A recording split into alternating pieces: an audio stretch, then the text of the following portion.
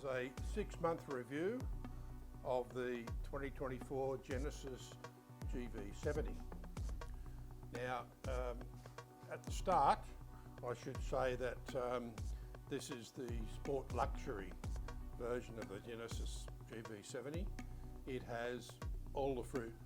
So all the fruit that is possible to get, all the technology that is possible to get, this GV70 has it. So if I am a little bit like a Genesis fanboy, that's because everything in it is still working. I haven't had any issues, and I just hope I don't get any issues. So to give you a bit of a brief as to how it came about, I had a Mustang on order, a 2024 Mustang that I'd put a deposit down in November 22.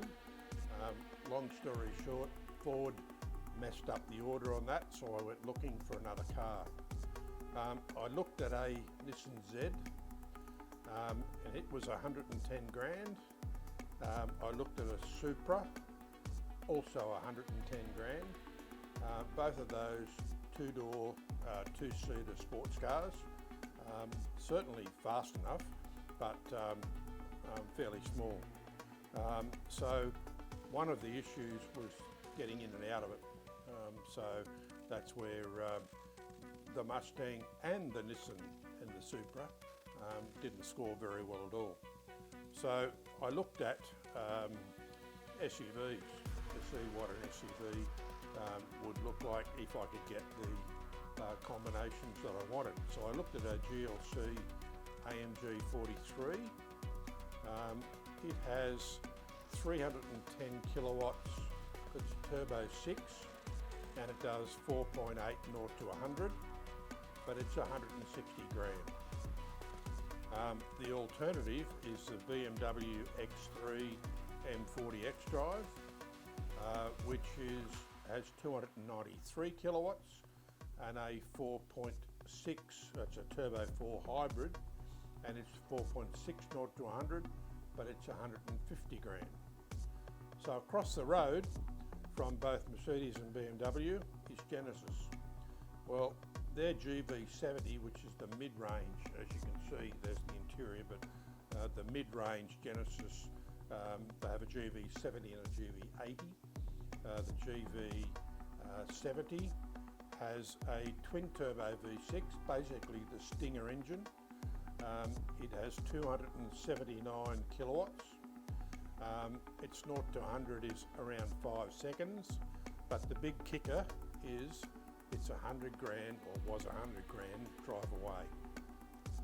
So my decision that I came to was based on these issues. If I wanted a sports car, I'd certainly have the driving pleasure, the performance and the luxury. But if I looked at an SUV, I would have no problems of entry and egress. I have 4 seats and a boot, and I still have the same luxury.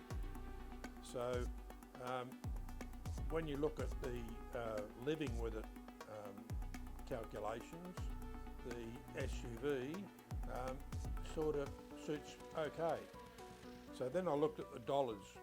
So the dollars are the Mustang would have still cost me $110,000, plus I would have had to do a few modifications like paint the wheels, customise it. So it's probably going to cost me 120 grand. The Supra was going to cost 100 grand, along with the Nismo Z at 110. The Merc, BMW and GV70, being SUVs, had one big advantage, that I could sell my daily driver, which was a Hilux dual cab.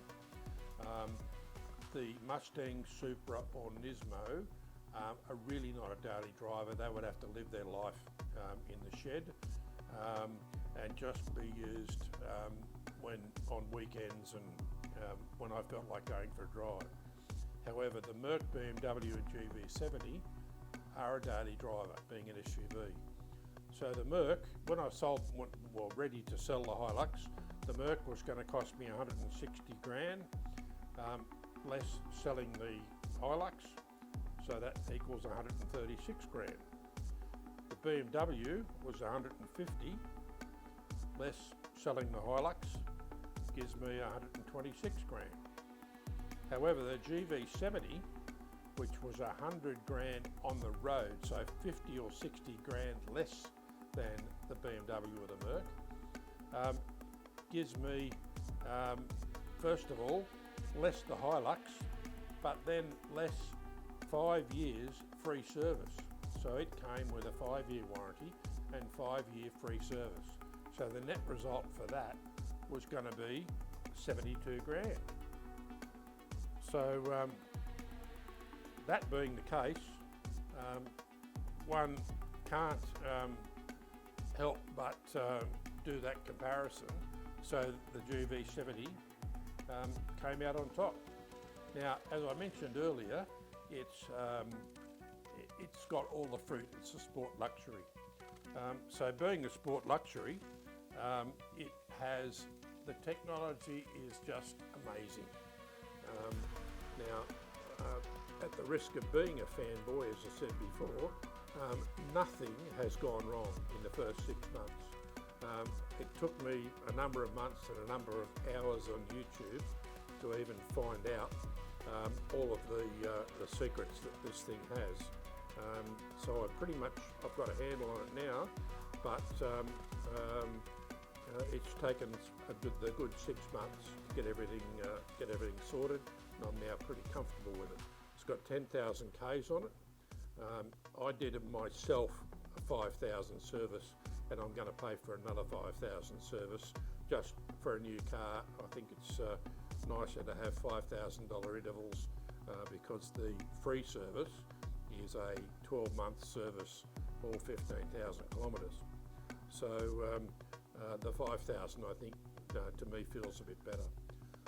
So if you like, I'm sitting around waiting for something to go wrong. I certainly hope it doesn't, and I certainly have heard of all of the bad stories on the forums, but you know, all of those things you must take with a grain of salt, because there's a lot more cars out there than there are people having a whinge on the forum. So pretty much it's as comes from the factory with all the fruit. The only thing it didn't have was wireless CarPlay and wireless Android Auto, but an update, or over-the-air update, came through. Intriguingly, not for the 2024 model,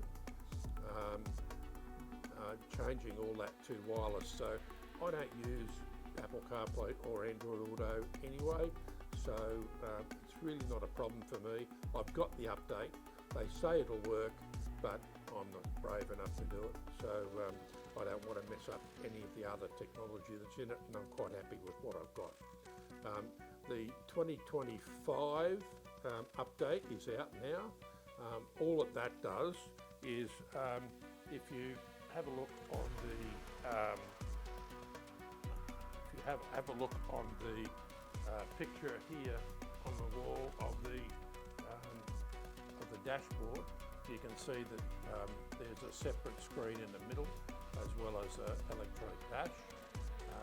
Now on the new 2025 model, that's a big long 27-inch screen.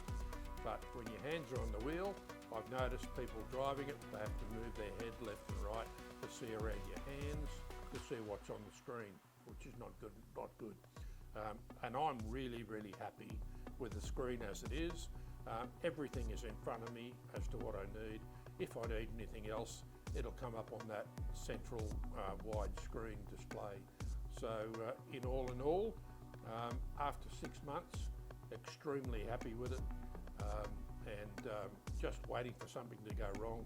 But if it doesn't, I'll be absolutely over the moon. And who knows about resale? They say resale is not all that good on a Genesis because no one knows the brand much.